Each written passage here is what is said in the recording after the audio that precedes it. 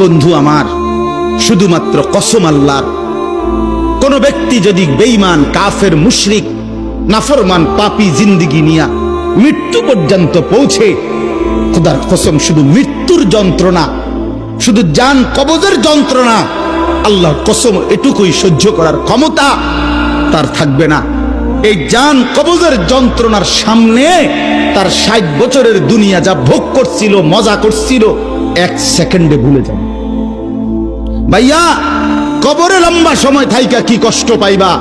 বেনামাজি সন্তান, হারাম উপার্জনকারী বাবারা, বেপর্দা মা বোন, সেটা তো লম্বা বিষয়। হাসরের মাঠ কি পরিমাণ লম্বা, মিজানের পাল্লার সময়টা কি পরিমাণ কঠিন হবে, আমল নামাটা যখন বাম হাতে দেয়া হবে তখন কি পরিমাণ চিৎকার করবে।